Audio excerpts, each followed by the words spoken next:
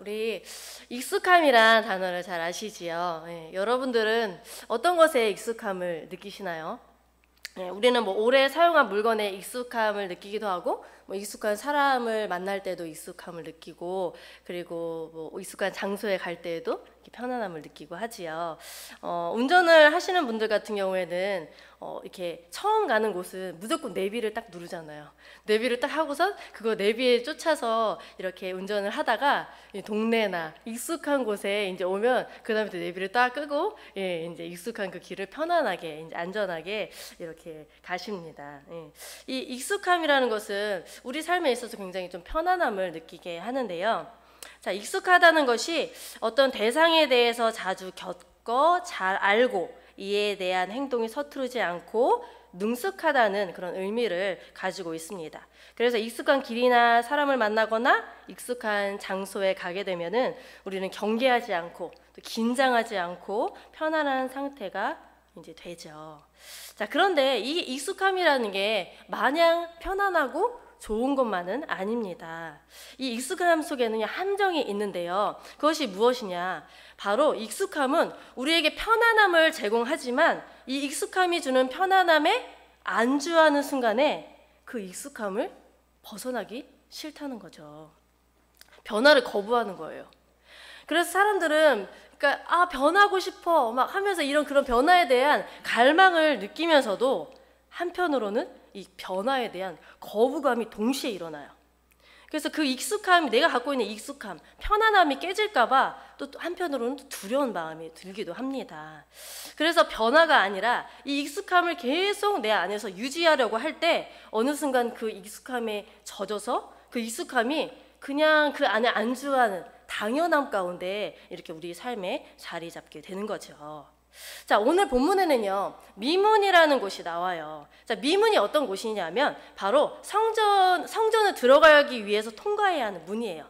그러니까 사람들은 이 미문이라고 해서 거기 잘 모르시는 부분이 있는데, 미문을 사람들이 뭐라고 부르면 뷰티풀 게이트라고 불러요. 그러니까 아름다울 미를 써서 굉장히 아름다운 문을 말을 하고 있는 거죠. 이 이름처럼 이 문은요, 금과 은으로 장식이 되고 황동으로 이렇게 만들어져 있어요. 근데 이게 아름다울 뿐만이 아니라 화려할 뿐만 아니라 높이가 무려 23m나 돼요.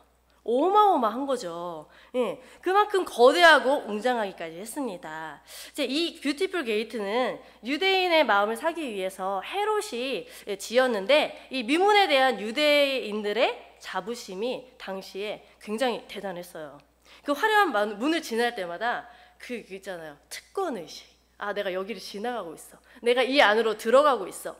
그런 어떤 자부심이 있었던 거죠. 자, 근데 상상해 보세요. 엄청나게 금은으로 화려되어 있는 황동으로 되어 있는 23m의 그런 뷰티풀 게이트. 그 옆에 아주 초라한 안진뱅이가 한 명 앉아 있었던 거예요. 자, 이 안진뱅이는요, 태어날 때부터 지금 나이가 40이나 됐어요. 40살. 자, 한 번도 혼자서 일어나거나 걸어본 적이 없는 그런 안진뱅이였어요. 그럼 몇십 년째 매일같이 그 자리에 그 미문 옆에서 쭈그리고 앉아서 사람들한테, 그 성전에 들어가는 사람들한테 매일매일 구걸을 했던 거예요. 근데 평생 혼자 다닐 수가 있었을까요? 없었죠. 그래서 사람들이 아침만 되면은 그 안진뱅이를 들쳐업고 미문으로 가서 거기 앉혀놓고, 하루 종일 구걸을 하다가 저녁이 되면 다시 들쳐업고 다시 집으로 갖다 놓고, 그러니까 자기 스스로는 어디를 이렇게 갈 수가 없는 그런 삶을 살았던 거죠. 그런데 이것도 뭐 하루 이틀 한 게 아니라 무려 40년 동안 한 거잖아요. 그러니까 너무 이렇게 우리가 뭘 생각했을 때 너무 안타깝고 여러 가지 그런 부분이 있지만, 그냥 이 사람들에게는 너무나도 당연한 그런 일상이었던 거죠. 안진뱅이도 익숙하고, 그리고 안진뱅이를 옮겨주는 사람들도 익숙하고 말이에요. 네. 자, 성전 미문에서 동정심을 유발하며 구걸하는 안진뱅이의 일상. 그리고 안진뱅이를 때로는 성전에 지나가는 사람이 무시도 했을 거예요. 무시도 하고, 어쩔 때는 기분 좋을 때는 동전도 쨍그랑 줬겠지요. 그렇게 주는 유대인들의 일상. 또 안진뱅이를 매일같이 성전 미문에 데려다 놓고 데려가는 사람들의 일상. 이것이 그들에게는 너무나도 좀 당연하게 느껴지는 일상이었습니다. 그런데 우리는 한번 질문해 봐야 돼요. 뭐냐면 과연 이것이 하나님이 보시기에도 당연한 일상입니까? 하나님 보시기에도 익숙하고 당연한 일상일까요? 하나님 보시기에 안진뱅이가 365일 성전에 들어가지 못한 채 아름다운 미문에 앉아서 구걸하는 게 당연한 일상인가요? 하나님 보시기에 화려한 성전에 대해 자부심을 느끼면서 안진뱅이에게 동전 몇 입 던져주는 사람들의 이 모습이 당연한 일상입니까? 성전에 매일 안진뱅이를 매일같이 데려다 주지만 하나님을 예배함이 목적이 아니라 오직 구걸을 위해서 매일같이 성전 미문에 데려다 놓는 이 모습들은 하나님 보시기에 당연한 일상인가요? 이 모든 상황은 하나님 보시기에 익숙하고 당연한 상황이 아니라 하나님 보시기에 너무나도 안타깝고 변화가 필요한 상황인 거죠. 자, 그렇다면 하나님이 보시기에 당연하지 않은 이 상황 속에서 하나님은 어떻게 변화를 일으키시는가요? 누구를 통해서 변화를 일으키시는 건가요? 자, 바로 기도의 사람을 통해서 변화를 일으키십니다. 우리 말씀 1절 다시 한번 같이 읽어볼까요? 시작.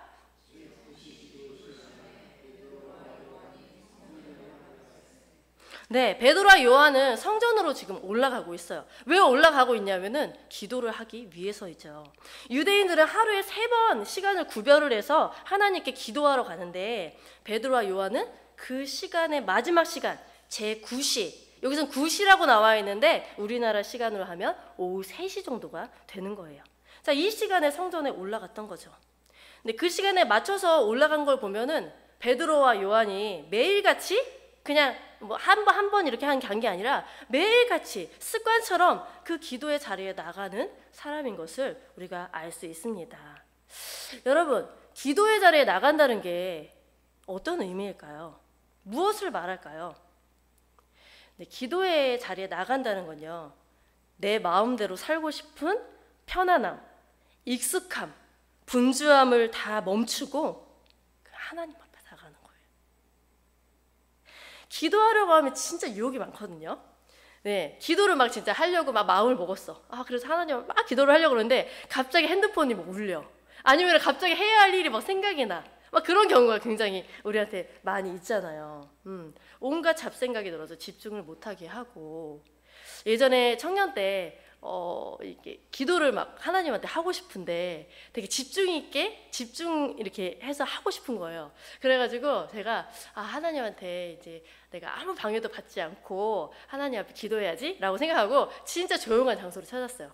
사람도 나를 방해하지 않고 그 어떤 것도 나를 방해하지 않는 상황이에요. 그래가지고 조용히 이렇게 하나님한테 이렇게 마음으로 나아가면서 이렇게 기도를 하려고 하는데, 세상에, 그거 아세요? 예전에는 테레비가 이렇게 자정이 넘으면은 그 테레비가 끝나면서 그 하얀색이랑 검은색이랑 칙 하면서 그 화면 아세요? 그 소리가 제 머릿속에 있는 거예요. 하나님한테 막 집중해서 기도를 하려고 하는데 머릿속에 온통 그 테레비 꺼졌을 때의 프로가 다 끝났을 때 나오는 그 소리와 여러 가지 잡생각들이 온통 나서 진짜 세상은 다 조용한데 제 머릿속은, 마음은 온통 시끄러운 거예요. 그거를 잠재우느라고 얼마나 애를 먹었는지. 그러니까 참 기도하는 게 쉽지만은 않은 거예요. 네, 우리는 제 본성이 있어서 기도하는 것보다 사실은 기도 안 하는 게 우리한테 더 익숙해요. 그죠? 네. 그래서 참 분명히 기도를 해야 된다는 걸 아는데 우리 안에 이 다른 것들로 가득 차서 하나님 앞에 딱 독대하는 거, 기도의 자리에 나가는 거 쉽지만은 않습니다. 그런데 좀 전에 말씀드린 것처럼 기도의 자리에 나간다는 건 우리의 익숙함과 당연함을 뛰어넘어서 유일하신 창조주 하나님, 그분의 뜻대로 살고자 그분 앞에 나아가는 자리인 거죠. 사실은요, 이 자리에서 변화가 일어나요. 어떤 변화일까요? 자, 다른 누구를 변화시키는 게 아니라 사실은 내 자신이 변화되는 시간인 거예요.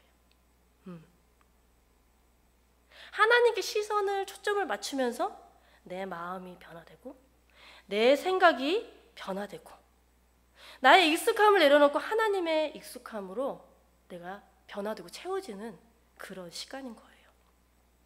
보통 기도 시간을 이렇게 우리가 알라딘의 그 램프 이렇게 비비면서 소원을 들어줘 하는 것처럼 이렇게 하나님한테 뭔가 구하는 그런 기도라고 구하는 시간이라고 생각하는 분들이 참 많이 있습니다. 근데 그것도 맞지만 그게 기도의 본질은 아니에요. 기도는요, 기도는 사라지지 않는다라는 책에 보니까 이렇게 나와 있어요. 기도의 본질은 어떤 것을 얻기 위한 수단이 아닌 관계이다. 누군가를 사랑하면 더 오래 같이 있고 싶고 더 많이 이야기하고 싶은 것처럼 하나님을 사랑하면 하나님 앞에 더 오래 머물고 싶어진다. 네, 이게 바로 기도의 본질입니다. 그러니까 기도는 우리 하나님 아버지, 우리 아빠한테 딱 독대하면서 하나님과 우리 자식들과 이렇게 교제를 하는 것처럼 하나님하고 이렇게 부모님 이렇게 아버지한테 독대하면서 교제하면서 그냥 하나님으로 그냥 채워지는 시간인 거예요. 자, 하나님으로 채워진다는 게 뭘까요? 그거는 이 세상의 힘이 아니라 우리는 사실은 이 세상의 힘을 어떤 분에서 참 좋아하는 부분이 있잖아요. 돈도 좋아하고 이렇게 권력도 좋아하고 이제 그런 부분들이 사실 있잖아요. 그래서 살짝 의지하는 부분도 있어요. 그런데 그게 아니라 이 세상의 힘이 아니라 또 내가 뭔가 하려고 하는 그 힘이 아니라 하나님의 힘으로 하나님이 내게 주시는 힘으로 채워지는 시간이죠. 그래서 내 시선이 세상을 향한 시선이 아니라 하나님을 향한 시선으로 옮겨지고 우리의 익숙함에서 하나님의 익숙함으로 변화되는 그런 시간인 겁니다. 기도의 시간을 통해서 주님 앞에 나아갈 때만이 우리 뼛속까지 변화하기 싫어하는 이런 우리의 익숙함을 넘어서 하나님의 익숙함으로 나아갈 수 있는 게 바로 이 기도의 시간인 거죠. 그래서 기도의 자리에 나갈 때 우리의 마음도 생각도 행동도 그분의 뜻을 따라 보고 느끼고 살아갈 수 있게 되는 거죠. 자, 이렇게 하나님의 익숙함, 내 익숙함이 아니라 하나님의 익숙함으로 채워지는 이 시간, 내 자신이 변화되는 이 시간, 이렇게 매일 기도를 통해서 이 채워진 이 시간, 그러니까 베드로가 요한이 얼마나 매일 하나님 앞에 나아가서 기도를 했겠어요. 물론 사도행전 거기 앞부분에 보면은 성령으로 막 채워지잖아요. 근데 사실 그것도 기도했기 때문에 약속하신 그 보내주신 성령을 향해서 막 이렇게 기도했기 때문에 채워주신 부분인 거잖아요. 네. 그들에게 베드로와 요한 매일같이 하나님 앞에 나아가서 하나님으로 체험받는 이 베드로와 요한을 통해서 어떤 일이 벌어집니까? 자, 매번 똑같이 기도하러 가던 그 시간에 자, 베드로와 요한이 성전을 향해서 올라가고 있어요.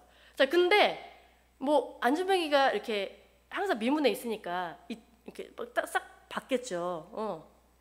그런데 그를 딱 보다가 다시 그를 주목하는 거예요. 그냥 이렇게 본 게 아니라 주목하고 있는 거예요. 여러분, 베드로와 요한이 안전뱅이 처음 봤을까요? 아니죠. 계속 맨날 거기 가가지고 구걸하고 있는데 몇 번을 봤을지 뭐 우리가 상상하는 거 이상을 봤을 수 있어요. 습관을 따라 매일 기도하러 갔기 때문에 그날이 처음이 아니었을 거예요. 그런데 매일매일 성전에 들어갈 때마다 이 안진뱅이를 봤음에도 불구하고 그냥 지나쳤음에도 불구하고 그날은 이 안진뱅이를 주목하고 있는 거죠.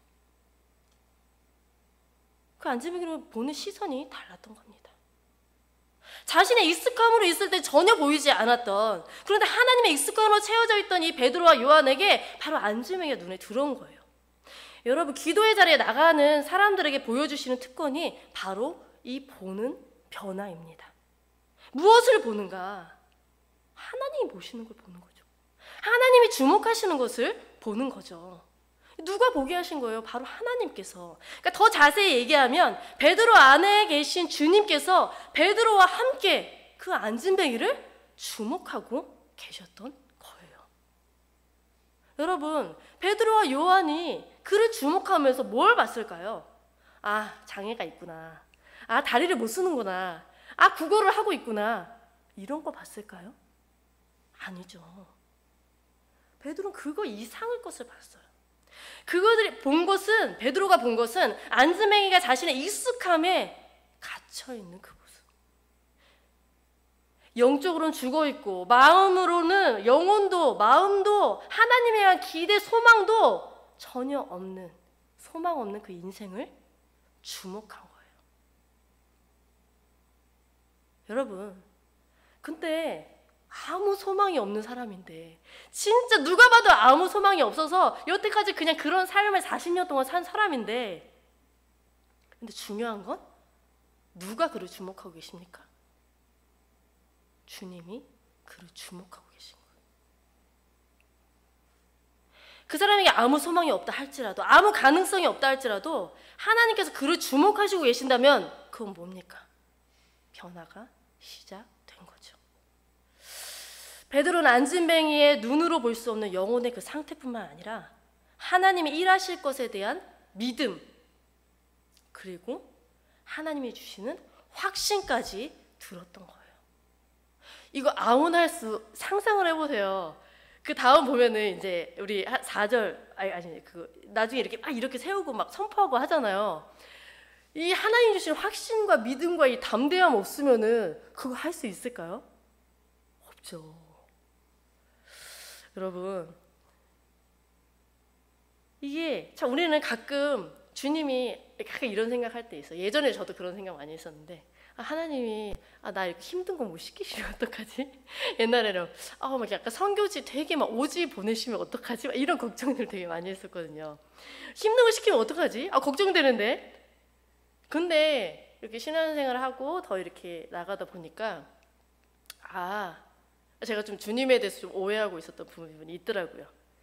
주님이 하게 하시고 보게 하시고 하면 하나님께서 이미 그 사람에게 믿음도 그리고 확신과 담대함까지도 이렇게 채워주시면서 그 길을 가게 하시는 분이더라고요. 아멘입니까? 아멘. 네. 그래서 지금 이게 변화가 꿈틀대고 있는 거예요. 자, 그 확신으로 지금 베드로는 어떻게 합니까? 자, 우리 4절하고 5절 한번 같이 읽어볼까요? 시작. 베드로가 요한과 더불어 주목하여 이르되 우리를 보라 하니 그가 그들에게서 무엇을 얻을까 하여 바라보거늘. 여기서 보면요, 딱 두 종류의 사람이 나와요. 뭐냐 하면은 기도하는 사람과 육적인 사람. 전혀 지금 반응이 달라요. 베드로와 요한은요, 성령이 주목하시는 것을 보면서 안지명의 깊은 영혼의 문제를 지금 보고 있잖아요. 그런데 지금 우리를 봐라 해서 지금 거기 그 안지명이가 이렇게 베드로와 요한을 딱 보는데 지금 뭐라고 얘기해요? 그들에게서 무엇을 얻을까 바라본다 얘기하고 있어요. 안지명이는 이 사람들에게 내가 물질적으로 무엇을 얻을까? 이 사람이 내게 어떤 이익을 줄까? 이렇게 바라보는 거죠. 똑같이 서로 보지만 전혀 다른 시선으로 보고 있는 거예요. 여러분들은 사람들을 보실 때 어떤 시선으로 보십니까? 영혼을 향한 시선? 아니면 이 사람이 나한테 피해 주지 않을까? 이 사람이 나한테 이익을 줄까? 이렇게 혹시 보시나요? 우리가 주님과의 관계가 더 깊어지고 깊어지면 그때 사실 우리가 사람들을 볼 때 겉모습을 많이 보지요. 환경적인 부분을 많이 보지요. 하지만 우리가 주님과의 관계가 더 깊어질 때 우리의 눈이 더 이상 그 사람에 대한 어떤 겉모습으로 판단하면서 그 사람을 정죄하고 이렇게 바라보는 것이 아니라 우리의 눈이 하나님이 보시는 것을 함께 보는 그런 복된 눈이 될 줄 믿습니다. 아멘. 네, 베드로가 말했어요. 우리를 보라! 이렇게 말했을 때 안진뱅이는 막 기대했을 거야. 여태까지 자기한테 우리를 보라 이렇게 말을 한 사람이 사실은 없었거든요. 여러분 한번 생각해 보세요. 이렇게 지하철이나 이렇게 그런 데 앉아서 이렇게 구걸하시거나 앵벌이 하시는 그런 분들이 있잖아요. 그런 분들이 보통 어떻게 하고 있냐면 이렇게 고개를 이렇게 숙이고 계시거든요. 네. 거기 학교 다닐 때 항상 그 출입구 쪽에 계단에 그렇게 이제 앉아 계시는 분이 계셨어요. 근데 제가 그분의 얼굴을 한 번도 본 적이 없어요. 이렇게 보자기로 이렇게 뒤집어 쓰고 이렇게 계셔가지고 한 번도 얼굴을 본 적이 없었거든요. 이렇게 보자기로 싸지 않아도 사실은 이렇게 고개를 이렇게 내리 깔고 있거나, 사실 주는 사람도 그래요. 딱 주고서 그냥 가지. 구걸하시는 분한테 저를 좀 보세요 이렇게 얘기하는 경우는 없잖아요. 자, 근데 지금 자신을 보라, 그러니까 지금까지 경험하지 못한 다른 반응으로 자기를 대하고 있는 거예요. 그러니까 이 사람이 뭐 주겠다, 얼마나 줄래나, 약간 이런 생각, 기대감, 설레임으로 그 베드로를 이렇게 쳐다봤을 수도 있어요. 그런데 쳐다보는 안진뱅이에게 베드로는 말합니다. 우리 뭐라고 얘기하는, 우리 한번 같이 6절 우리 한번 같이 읽는데요. 이번에는 우리 한번 읽을 때 그냥 읽지 마시고 이렇게 베드로처럼 선포하듯이 우리 한번 읽어보도록 하겠습니다. 네, 시작. 베드로가 이르되 은과 금은 내게 없거니와 내게 있는 이것을 내게 주노니 나사렛 예수 그리스도의 이름으로 일어나 걸으라 하고. 네. 자, 안심에게는 모든 사람이 그러하듯 그가 돈을 줄 거라고 생각을 했을 거예요. 근데 뭘 주고 있습니까? 그가 전혀 생각할 수 없는, 생각할 수도 없는 그것, 우리만 아는 그것 뭐예요? 이 세상 비교할 수 없는 최고의 가치, 최고의 생명의 그 이름, 바로 예수 그리스도를 안진뱅이에게 준 거죠. 어떻게 보면은 이 안진뱅이를 사실은 그렇게 그 영혼을 바라보면서, 눈을 바라보면서 최고의 그 예수 그리스도를 준다는 것 자체가 그 안진뱅이를 인격적으로 지금 대하고 있는 부분인 거잖아요. 어쨌든 지금 그 안진뱅이에게 그렇게 선포함으로 말미암아 어떤 일이 일어났습니까? 그 이름과 함께 40년 동안 한 번도 일어나지 못한 그에게 일어날 걸 딱 선포하면서, 딱 7절 같이 읽읍시다 우리. 시작. 오른손을 잡아 일으키니 발과 발목이 곧 힘을 얻고. 안진뱅이 발목에 힘이 생기고 그 자리에서 일어나고 걷고 뛰는 그 기적이 일어난 거예요. 여러분, 예수 그리스도의 이름에 능력이 있습니다. 아멘. 그 이름이 우리의 소망입니다. 아멘. 그런데 여러분, 베드로 안에 있는, 그리고 그 안진뱅이에게 있는 그 예수가 누구에게도 있습니까? 이렇게 해볼까요? 옛날에 그 드라마에서 네 안에 나 있다. 네, 우리 안에 예수님이 계십니다. 네, 우리 안에도 있어요. 우리 안에 예수의 생명이 쿵툭쿵툭 뛰고 있고 예수의 능력도 함께 있습니다. 이 생명과 능력은 우리 안에만 사실 머무는 게 아니에요. 지금 베드로를 보면서도 알 수 있지만 우리 안에만 머무는 게 아니라 이 생명 없는 자들에게도 넉넉하게 무한히 나눠줄 수 있는 그 능력. 이렇게 예수의 이름을 나눠줄 때 더 큰 능력으로 역사하실 줄 믿습니다. 그런데 우리가 자칫 이야기를 할 때 우리가 좀 기적에만 초점을 맞추는 좀 경향이 있지요. 담임 목사님께서 저번에 말씀하셨듯이 기적은 뭡니까? 기적은 뭔가 가리키는 사인이라고 말씀을 하셨잖아요. 예, 뭘 향하고 있어요? 바로 예수 그리스도를 향한 사인인 거죠. 이 기적, 일어난 게 중요한 것이 아니라 이 기적을 행하신 그 이름, 능력의 이름이 바로 예수 그리스도이며, 그리고 이 예수 그리스도를 통해서 진짜 기적이 무엇입니까? 진짜 기적이 일어난 게 무엇입니까? 8절 우리 같이 한번 읽어봅시다. 시작. 서서 걸으며 그들과 함께 성전으로 들어가면서 걷기도 하고 뛰기도 하며 하나님을 찬송하니. 여러분, 죽은 영혼은 하나님을 찬송할 수 없어요. 그런데 지금 안진뱅이가 걷고 뛰면서 그 미문을 통과해서 하나님 앞에 찬양을 하고 있는 거예요. 할렐루야. 네, 여러분, 그동안 이 미문이, 그 거대하고 화려한 미문이 이 안진뱅이한테 어떤 의미였습니까? 얼마나 그 40년의 그 시간 동안 그 미문에서 그 화려함의 그 화려함 가운데 이 비교되면서 얼마나 절망의 자리였을까요? 그 화려함 가운데 자신을 더욱 초라하게 만드는 그 비참한 자리였을까요? 그런데 그가 40년 동안 그 미문, 거대한 미문, 그 아름다운 문 그 앞에서 전혀 여기를 뚫고 들어갈 수가 없었는데 여기를 지금 뚫고 들어간 거예요. 여러분, 그게 무슨 의미입니까? 그리스도를 통해서 생명을 얻어서 누구한테 나아갈 수 있게 된 거예요? 하나님께 나아갈 수 있게 된 거예요. 그의 삶이 예수 안에서 새롭고 아름다운 그 인생의 문이 활짝 열린 걸 의미하죠. 저는 이 부분을 생각을 하면서 우리 예수님이 십자가에서 돌아가실 때 어떤 일이 일어났어요? 그 성전에 그 하나님 앞에 그 하나님의 임재 가운데 들어가지 못하게 했었던 그 휘장이 쫙 갈라지면서 하나님 앞에 나아갈 수 있는 길이 열렸잖아요.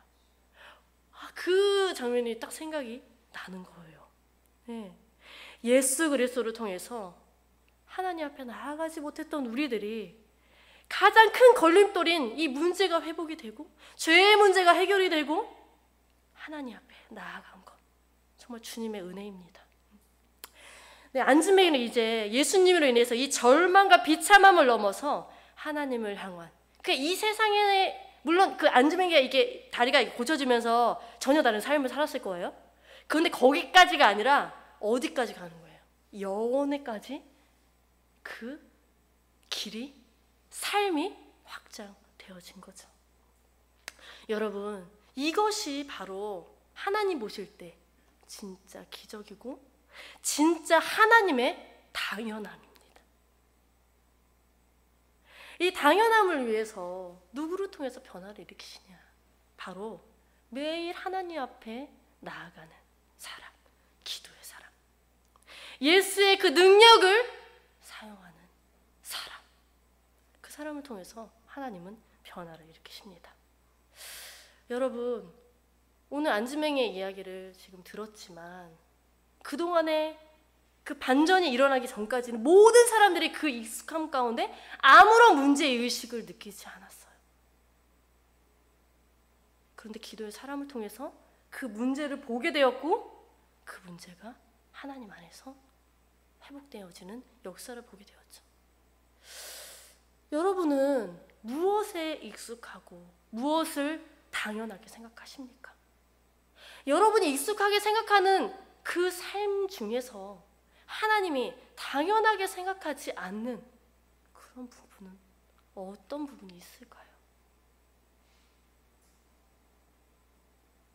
우리가 세상의 가치관을, 방식의 가치관을 따라 익숙함 가운데 사실 뭐 진짜 텔레비만 봐도 여러 막 그런 매체들이나 이런 거를 봐도 정말 혹하게 만들잖아요. 그러니까 나도 모르게 자연스럽게 거기 슉 들어가는 경우가 얼마나 많은지 몰라요.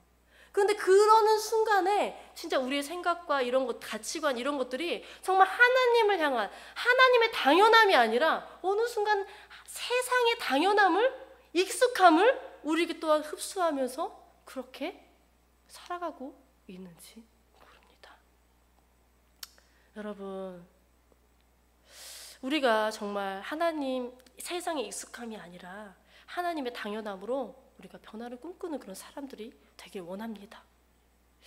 우리에게 사실 이미 기도의 자리에서 하나님 앞에 나아갈 수 있는 특권도 있고요. 예수의 이름의 능력도 있고요. 그 이름을 전할 수 있는 특권도 있어요. 세상의 익숙함을 뚫고 하나님의 익숙함으로 변화를 일으킬 수 있는 무한한 가능성이 우리 안에 있어요. 그 능력이, 그 생명이 우리 안에 있는 사람들입니다. 문제는 우리가 그것을 사용하는 거죠. 선택하는 거죠. 내가 나의 익숙함을 버리고 하나님의 익숙함으로 기도의 자리에 나아가는가? 하나님의 그 말씀의 기준으로 내 생각이 아니라 그 기준으로 나아가는가? 세상 가운데 세상의 익숙함이 아니라 하나님의 익숙함과 당연함을 향하여 나아가는가? 그것을 선택하는 것은 우리들의 몫입니다. 사실 뭔가 하나님의 그 당연함에 우리가 포함돼서 살아가는 그 부분들이 우리가 가장 바라는 부분들이기도 하지만 어떤 부분에 있어서는 그것은 새로운 도전이며 정말 우리에게 좀 두려움을 주는 부분, 이렇게 좀 이렇게 거리감이 있는 그런 부분이 있어요. 제 그런 세상의 그런 부분으로 살다가 전혀 다른 천국의 그 시민으로서의 살아가는 것이 사실은 좀 익숙하지 않은 부분들도 많이 있는 게 사실이잖아요. 그렇지만 우리는 점점 더 하나님 안에서 우리의 세상의 익숙함이 아니라 우리 자신의 익숙함이 아니라 하나님의 그 익숙함으로 점점 더 성화되어 가야 되는 사람들인 줄 믿습니다. 아멘. 네. 이렇게 우리가 세상의 방법을 역행하면서 우리가 주님을 주목하고 주님의 당연함으로 살아갈 때, 그 기도의 자리 시작부터 살아갈 때 주님께서 우리를 통해서 우리가 있는 그곳, 우리가 만나는 그 사람들에게 우리를 통해서 변화를 일으키실 줄 믿습니다. 아멘. 우리 함께 찬양합시다.